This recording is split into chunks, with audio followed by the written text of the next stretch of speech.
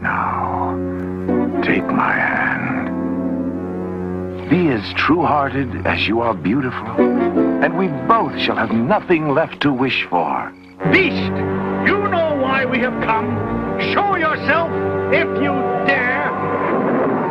You have come unbidden into my palace for this. You must pay!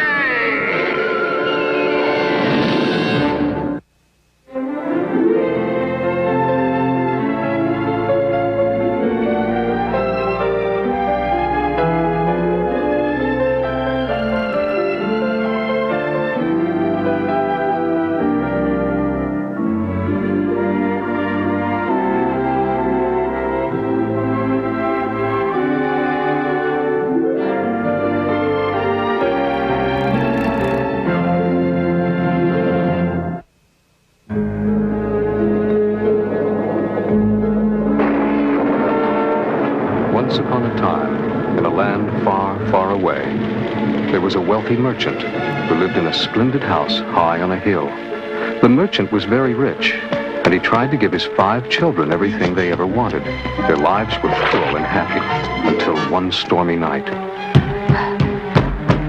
Yes? What do you want? I bring an urgent message for your father, the merchant. Give it to me. I shan't have the likes of you tramping mud through our beautiful home. Rowena, who was that? Just a messenger boy, Father. You should have invited him in, Rowena. The storm outside is dreadful. He was in a hurry, Father. He left this for you. Would you open it, dear? My hands are quite full. Let me take your demitasse, Father. Would you like more tea? Beauty! Father wants more tea! No need to shout, Jacqueline. I'm coming. In the name of mercy. Father, what's wrong? 2 of my ships have been lost at sea. A 3rd one is missing. My fortune, it's been wiped out. You have no more money? But that means our dowries are gone too. What kind of husbands can we expect to find without a dowry? What of the 3rd ship, Father? If it were found, we could recover some of your fortune at least. That's it. We shall go to sea and find the missing ship. Yes, it shall be a great adventure. We haven't the money to mount such an expedition. Oh, I failed you. I failed you all. Please, forgive me, my children. There, Father, you haven't failed us. We care more about you than your purse. Even penniless, you have our love. There she goes again. Father's little pet. Honestly, Beauty, must you fawn so? It's disgusting. Ignore her, Jacqueline. We still have our beautiful house and all the things in it. The house is aflame! Everyone out! Out!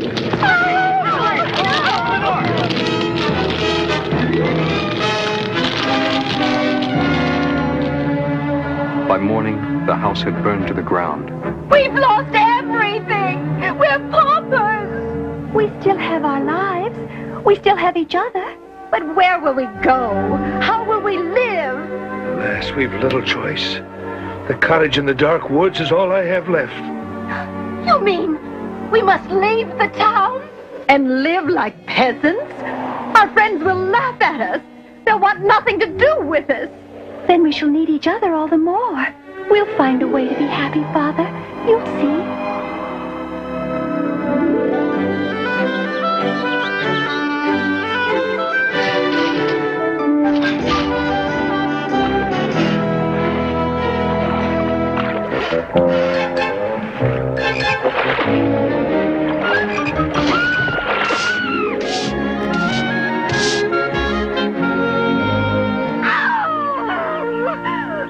I can't stand it! Quite a life Father has made for us, isn't it, dear sister? We work all day until our bones are aching, then eat our pathetic little meal, then sit around the fire staring at one another, and then it's off to bed so we can arise by the crack of dawn. Oh, how could fate be so cruel to us? What have we done to deserve this wretched existence. Oh, we shall marry peasants and raise our children as peasants and then live as peasants to the end of our days. I've lost your sister's love. They are miserable. Seeing them so makes me despair. Rowena and Jacqueline would complain about a rainbow, Father. They love you no less, and they are not as wretched as they seem. There were worse hardships yet for the merchant and his children to endure, but they survived. Then one evening... Listen, hoofbeats. Someone is coming.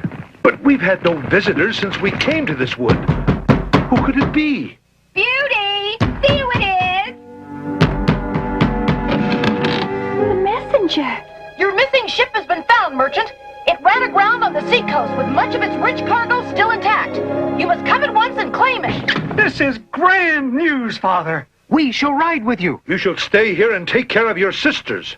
Our poverty has come to an end. Oh, we can move back to town.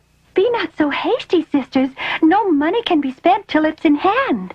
Later that night, as the merchant prepared to leave for the seacoast... Bring us back presents, Papa. A gold bracelet for me, Papa, and a dress of fine silk. I want 2 dresses, Papa, and a diamond brooch with a golden chain. Oh, please, Papa. I will try, my darlings. And you, Beauty, what present would you like? Only that you return home safely, Father. That's not a present. Ask for something real. But that is all I really want. And that you shall have. But let me bring you something beautiful. Very well, then. Bring me a rose. I've not seen one since we left the town. That's the most foolish thing I've ever heard. There is nothing foolish about a thing of beauty. If such is your wish, my beauty, you shall see a rose again when I return. But days later, after a long and difficult ride, the merchant arrived to find nothing but flotsam remaining from the ship. What became of the cargo? Your creditors were here yesterday. They took everything of value in payment for your debts. No! How can I face my children with this awful news? And so the merchant began the long journey home. As he rode through the dark and lonely woods, the night grew colder and the storm more fierce. Soon, neither he nor his steed could see what lay ahead through the blasts of white.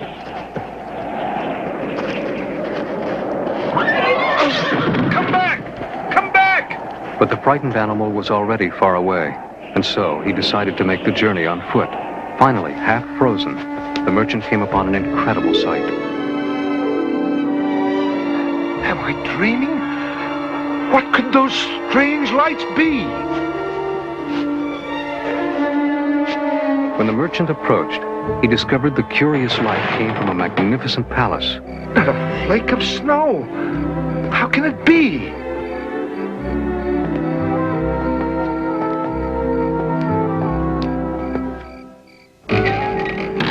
Hello! Hello! In an immense gold-trimmed sitting room, the merchant found a hearth blazing and crackling, and tea and biscuits set out on a table as if for an expected guest. But there was no sign of his host. Hello!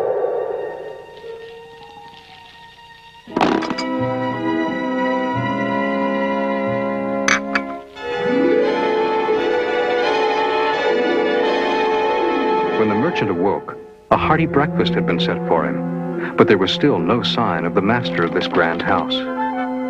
Hello! Whoever you are, show yourself, so I may thank you for your hospitality! But still no one answered. Following the meal, feeling stronger and a little braver, the merchant moved through the palace and its grounds, searching for the kingly presence who surely dwelt there. What wealth! Everywhere! My host must be the richest man alive!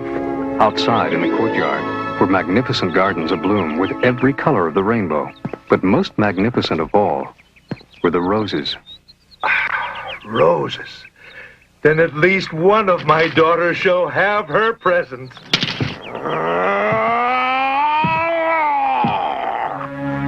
You repay my generosity with thievery? For this, you shall pay with your life. You have had your meal.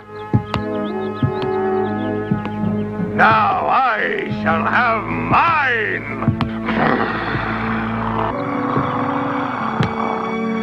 You will pay for the rose you have stolen with your life, merchant. I never imagined that one so wealthy as you, Beast, would care about a single rose. I swear I meant no harm. It was for my daughter, Beauty. You had no right to steal, no matter what the reason. I shall forgive you and spare your life on one condition. Your daughter must come willingly to take your place. You said her name was Beauty? Yes, but what will become of her? I couldn't bring her. I wouldn't want... Very well. If that's the only way. But how will I ever find my way home or back here? I only partook of your hospitality because I was lost. This steed shall carry you home and bring you or your daughter back to me. You have but to instruct it so. I warn you, return in 1 week, or I shall come hunting you. You cannot escape my anger. Stallion, take me home. And by nightfall, the stallion had carried the merchant back to his cottage in the wood. The ship's cargo was gone when I got there. We are paupers still. Oh, no. Then we won't be moving back to town. And you didn't bring any of us a present. Only Beauty. Here is your rose, my darling. But if only you knew what it has cost. What do you mean by that? And so the merchant tells them the story of the beast and the dreadful bargain he was forced to strike. It's all your fault, Beauty. You and your stupid rose. Now see what you've done. They're right, Father. It is my fault. I shall go to the beast in your place. No, I won't hear of it. Nor will Gerard and I. We shall go to the palace and slay this cruel beast. Neither Beauty nor Father shall be sacrificed. No, I am the cause of our woe, so I must surrender myself to the beast. I forbid it. In any event, we have a week to decide who, if anyone, shall return to the beast's palace. At the moment, all I want to do is sleep. Later that night, everyone in the household slept.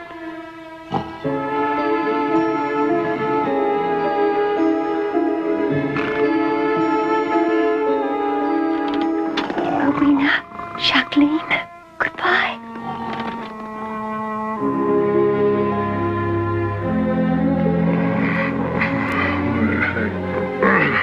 Farewell, Father. Goodbye, my brothers. Live long.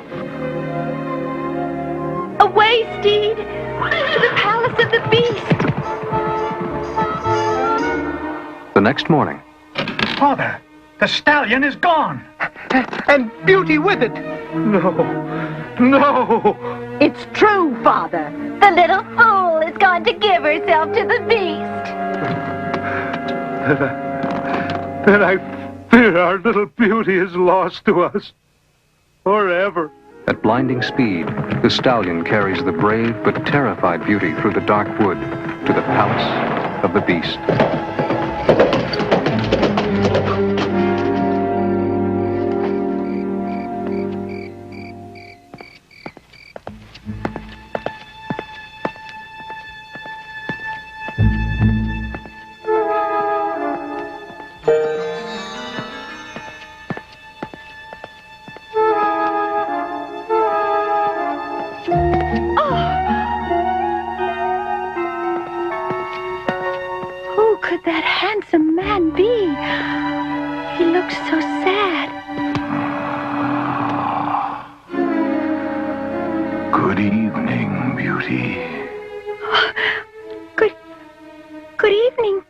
Beast? I do not often have the pleasure of a visitor, and never one as lovely as yourself. You have come to me willingly, then? My father hoped to prevent it, but I stole away in the night. A lovely place, isn't it? Do you like it? Do you think you could be happy in a palace such as this? I would be very difficult to please if I could not be happy here. As I would be, were I not pleased with your beauty. Now, take my hand. It is dinner time. Oh, so soon?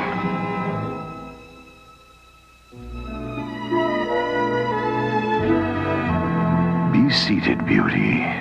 Each night you will dine here, and each night I shall join you. But there is only one place set. Indeed, I am a beast, not a man. And when I hunger, I hunt like a beast and devour my prey in the dark wood. I can wait no longer. I must ask you now. I must know. Could you love one such as me, beauty? Could you marry me? Speak the truth. Be not afraid. No. No, Beast. I cannot love you. I will not marry you. I understand. You came willingly to save your father. And now, beauty, after all I have said, you are willing to stay? I promise you, whatever you wish for, you shall find here. After dinner, the Beast again took Beauty by the hand and escorted her to another part of the palace. This is your room, Beauty. I shall see you again next evening.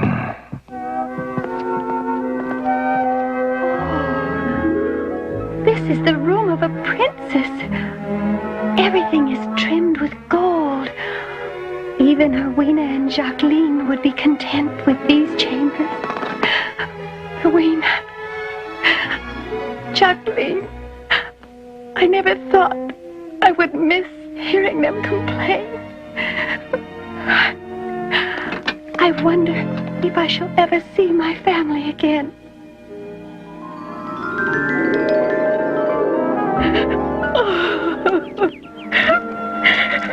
Oh, do not cry, Beauty. Do not be sad. You are not as unfortunate as you think. Here, all your wishes shall be granted, and your courage shall be rewarded.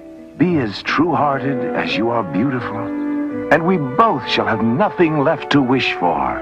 But you look so sad. What can I do to make you happy?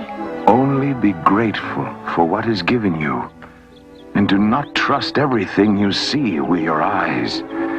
And above all, do not desert me until you have freed me from my misery. Are you also a prisoner of the Beast, then? Wait! Don't leave! Don't! If you care for the prince's happiness, heed me, Beauty. The prince is being punished for allowing appearances to deceive him. You can free him from his fate, but only if you do not let your eyes fool you. I don't understand. What do you mean? You can free him from his fate, but only if you do not let your eyes fool you. What on earth does that mean? Certain that she had once before seen the handsome prince who appeared in her strange dream, Beauty returned to the gallery in the Beast's palace and to the portrait of the now familiar face. It is him, the prince of my dream. But if the prince is the Beast's prisoner, why is his portrait on the wall. In the weeks that followed, Beauty was free to roam the palace grounds and marvel at the many wonders of the beast's domain. Among them, her favorite was the aviary, with its many species of rare and colorful birds. I like you too, little one. I do so wish you could speak to me, though. From dawn to dusk, I've no one to talk with. Pardon, Mademoiselle Beauty? Oh, you spoke. Young cockatoo, at your service. I speak for all your feathered friends. But how can that be? How could it not be? When you wished it so, all your wishes shall come true here. See for yourself. Make another. Very well. I wish you and all my little friends could be nearer to my room, so I could hear your songs all day and all night. Jean, what has happened? We're in my room. Your wish has been granted, Mademoiselle Beauty. Au revoir. Oh, the aviary is right outside my window. My wish really did come true. Only after darkness fell would she see the beast, who would come to her every night at the same time, always in the great dining hall, always with the same question. Do you love me, Beauty? Will you marry me? And always her answer would be the same. No, Beast, I do not love you, and I will not marry you. Beauty, why are you so unkind to me? I fear I am fated to be unhappy for many a long day still. Watching him go, she realized that she was slowly losing her fear of him, and indeed beginning to feel pity for the kindly soul trapped within the beastly form. Each night she would return to her room and drift off to sleep in hope of once again dreaming of her handsome prince. My Beauty, you are still sad, I see. Are you unhappy in the palace? Do you hate the beast for keeping you here? No. He has been kind to me, and I want for nothing. I only wish I could find the place where you are imprisoned, so that I might set you free. Then I beg you again, be not fooled by appearances. Trust your heart, not your eyes, to show you the truth.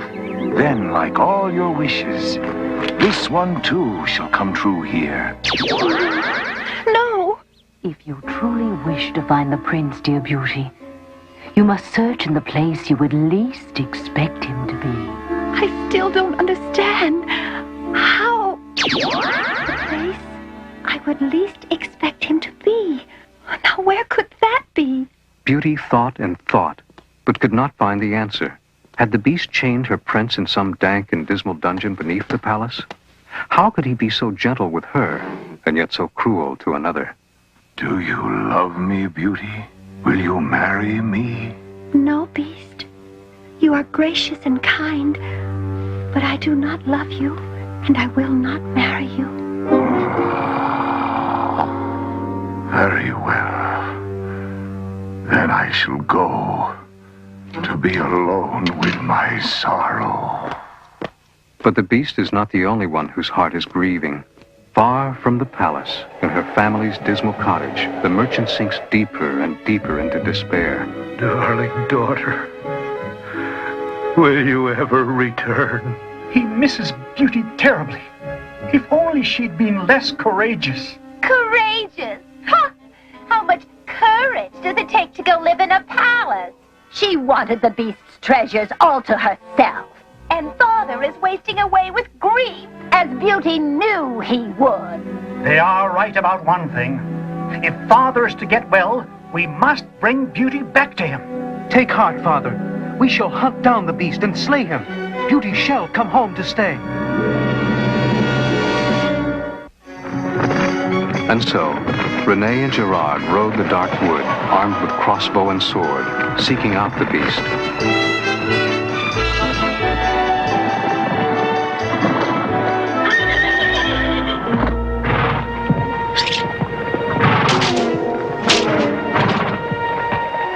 It seems hopeless, my brother. We've searched every inch of the wood. Can it be that this beast and his magnificent palace existed only in Father's imagination? Perhaps in the storm and the throes of his grief, he saw an illusion. No, no. If that is so, then where did the stallion come from? And where could Beauty have gone? The palace is real, and we shall find it, even if it takes an eternity. Such bravery, such courage.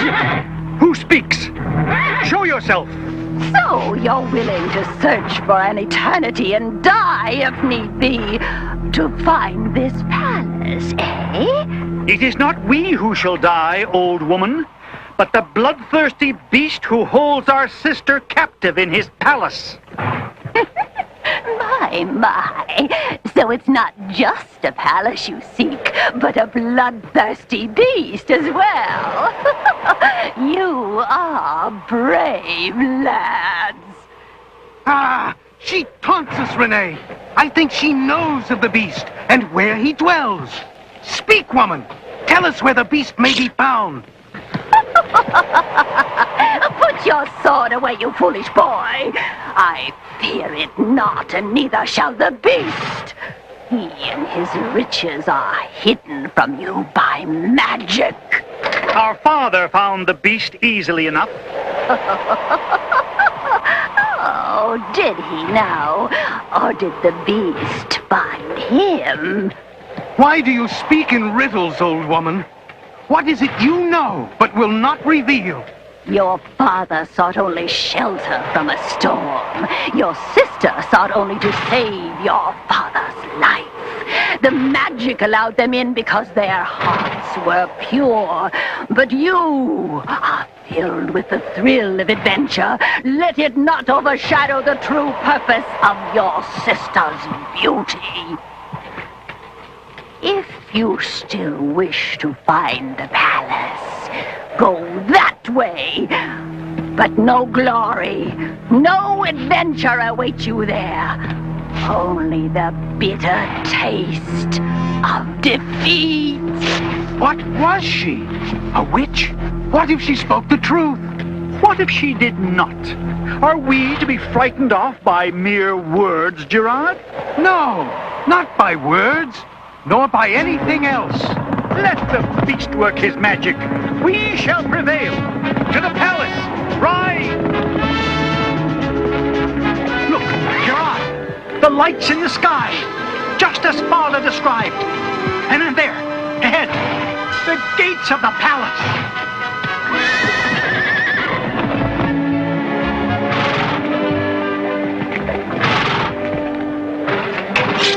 Beast, you know why we have come.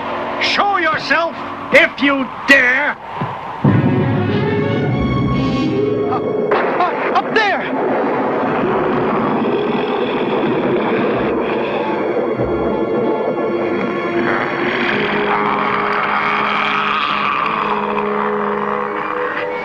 You have come unbidden into my palace. For this, you must pay.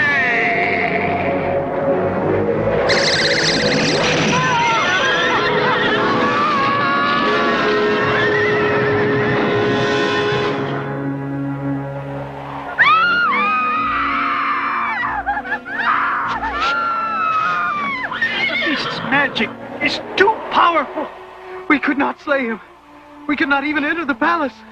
There is naught we can do, except hope that one day Beauty will return. Beauty never knew of her brother's attempt to rescue her, though she thought of her family often as the weeks and months went by. Within the palace walls, time seemed to stand still, but Beauty could watch the march of the seasons from its towers. Yet her months of captivity passed quickly, for there was always some new miracle, some new wonder to behold, and every night there was dinner with the beast. Do you love me yet, Beauty? Will you marry me? Alas, Beast, no. I cannot marry you. Winter became spring, and spring gave way to summer. And though Beauty was enthralled by the palace and its enchantments, she looked forward most of all to her nightly visits with the beast. She had come to enjoy his company and his conversation. Over time, her pity for the creature had turned to compassion, and her compassion to fondness. But still, it was not love.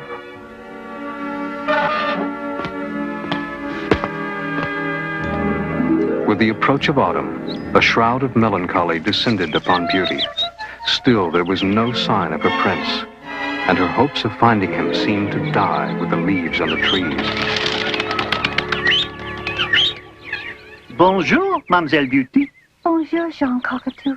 Your feathered friends wish to know why you are so sad. Why our songs no longer please you? Your songs are still sweet, little one, but I have yet to find my prince. And I see the beast only briefly each night. I am lonely. You have spent a full year in my palace. Are you no longer happy here? I am homesick for my family, Beast. Might I not leave just for a short while to visit them? Oh, how have I failed you, Beauty? Has life here not been more pleasant than in your dismal cottage? Oh, yes, Beast. But I wish my father to know that I am well and safe. So be it. Place this ring on your finger. Now, go to your room. There you will find a chest of gold to take to your father. Go to sleep as you do every night. But as you drift into slumber, turn the ring on your finger and say, I wish to go to my father's cottage, and that is where you shall awake. To return, you need only turn the ring again and say, I wish to go back to my palace and see my beast. Oh, Beast, what is wrong? You shall never return. Oh, Beast, I shall.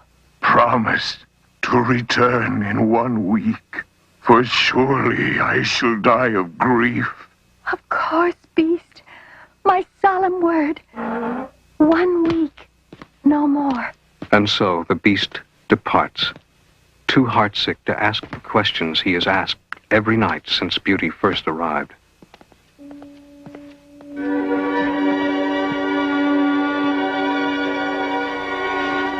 I wish to go to my father's cottage. Farewell, Beauty. My prince, you are crying. Because you are leaving me. But I shall return in 1 week. I must, or my beast shall die.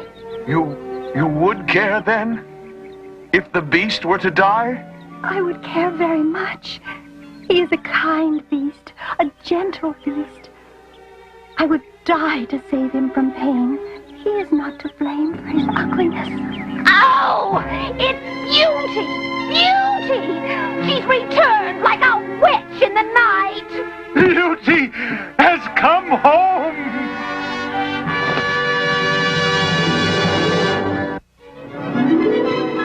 A new dress! Oh, a diamond pendant! Gold slippers! And a house! The finest house in the town! And husbands! Oh, there's gold enough for 2 dowries! We both shall marry! Perhaps before you squander these riches, you ought to thank Beauty for your good fortune. You've not even told her you are happy she's returned. My heart is gladdened to know you are well, daughter. Father has been very ill since you left, Beauty. We were afraid he would waste away with sorrow. I must return to the beast in 1 week, Father, or he shall die. He gave me this magic ring to whisk me back to the palace when my visit is ended. You would go willingly to the beast a second time? You must care a great deal for him. Oh, I do, Father. And also for the prince who comes to me in my dreams. What could he mean, Father? Why does he say not to let my eyes deceive me? You say that the beast loves you dearly. He has even risked death to return you to me for a time. I think the prince must be telling you to reward the beast by doing as he wishes. You mean I ought to marry the beast? Perhaps, Beauty, but only your heart can know for certain.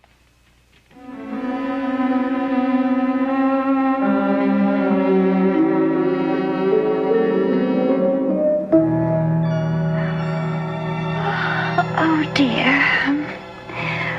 This ring is far too precious to wear. What if I were to lose it? How could I keep my promise to the beast? It will be safer in my little pouch. There. I feel much better now.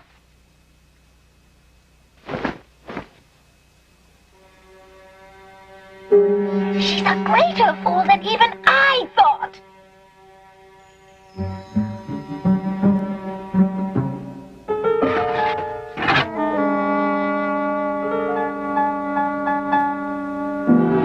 Our sister will not be leaving us again. Is this really the right thing to do, Erwina? Beauty belongs here with our family. Father will fall sick again if she leaves. And why should we care if the beast dies? When he's dead, we can go to his palace and claim his treasures for ourselves.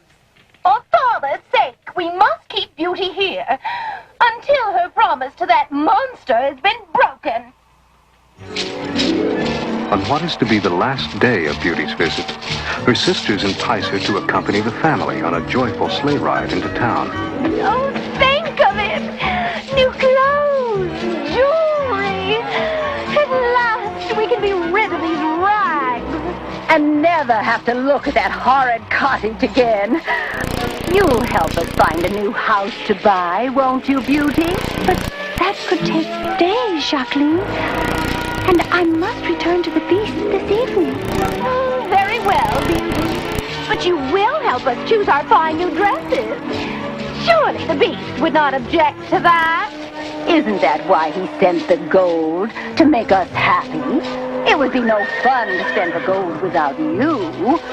Would it, Father? I'm always happiest when Beauty is with us. But I would not bid her do anything she would regret later.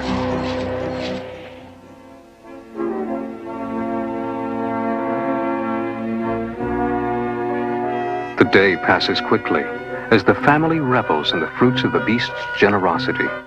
They spend it in a whirl of activity, replacing the finery they had been deprived of when their fortunes were reversed. The day ends with the heartiest meal the family has enjoyed in over a year. But Beauty, we haven't even begun to look for a new house yet. Stay just one more day, Beauty. Please. I'd like that, but I promised. He tells me he will die of grief should I break my word. Come, Beauty. A beast so big, so strong, so ferocious. Oh, he would not perish of a mere girl's absence for only a day. Perhaps you're right. Very well, but only one more day. So, Beauty and her family take rooms at the inn in town. My prince. My prince. Where are you? He's lost. My prince is lost. He called to me, but I could not find him. And as Erwina and Jacqueline had planned, the single day of house hunting stretches into 2, then 3, and more, until 1 week later.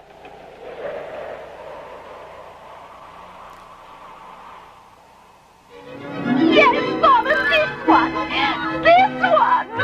Oh, it's lovely. It's the house of our dreams. It's Beauty who deserves your thanks. Had she not won the beast's heart, our fortunes might never have changed. Oh, yes. Thank you, Beauty. We're so grateful. You must stay with us one more night to celebrate finding our new house. How can I refuse? And so, that night at the inn, A toast to our darling Beauty, to the generosity of the beast, and to our new home. May God bless it always. Oh, dear me, but I'm tired. It has been a long day. Would you mind terribly if I went to bed? Not at all. Pleasant dreams, my darling. but Beauty's dreams are troubled.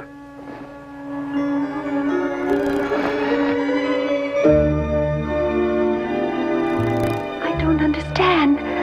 The palace walls always shut out the winter before, and now the garden is dead. Where are my little friends? Where have they gone? Why can I not hear their songs? My beast! Ah! What have I done? I've stayed away too long. He is dying, and the fault is mine. I must return to him at once. Oh, no. No! The magic ring is gone. I've lost it. It must be here somewhere. It must be. The cottage. Could it have fallen from the pouch back there? Rowena! Jacqueline, I've lost the ring. I saw the beast dying in my dreams, but I cannot go to the palace. What shall I do? Poor sweet Beauty. Oh, perhaps this was fated to be. You belong here with us and with Father. Take me back to the cottage, Rowena. Help me search there for the ring.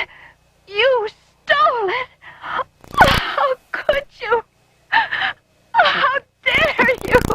It was for your own good. Why should Father have to suffer anymore? Why should you care if that monster dies? We can have all his treasures once he's gone. How can you be so selfish, so cruel? How could I have been so blind?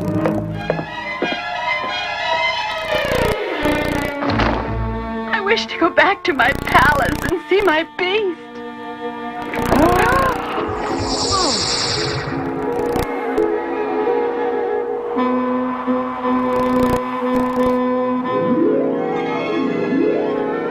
I've returned.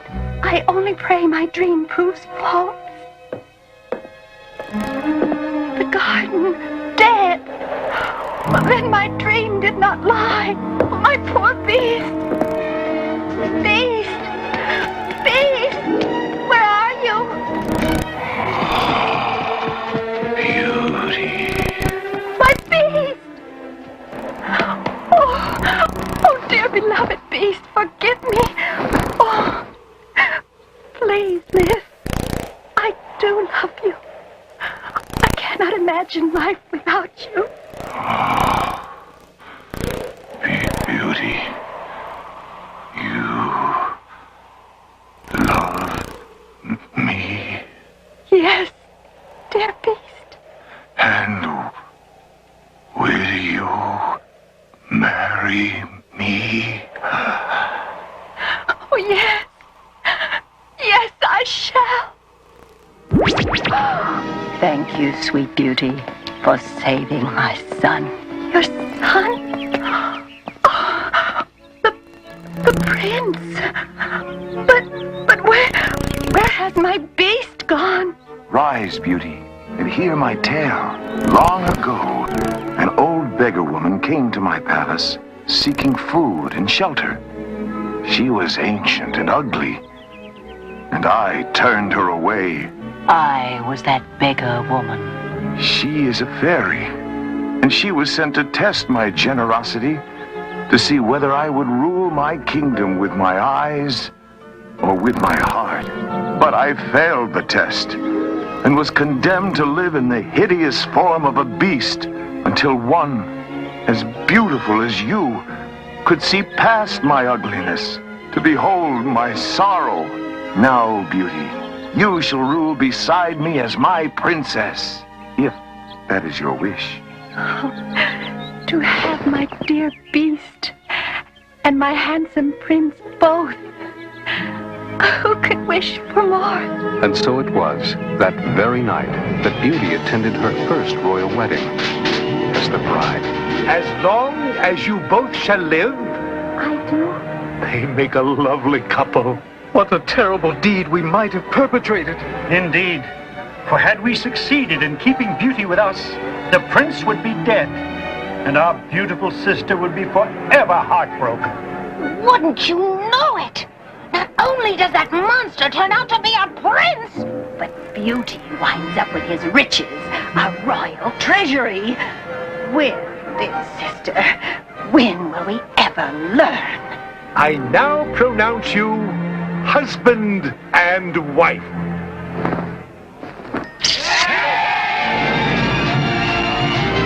Long live the prince, and Beauty, his bride! And they not only lived long, but happily ever after.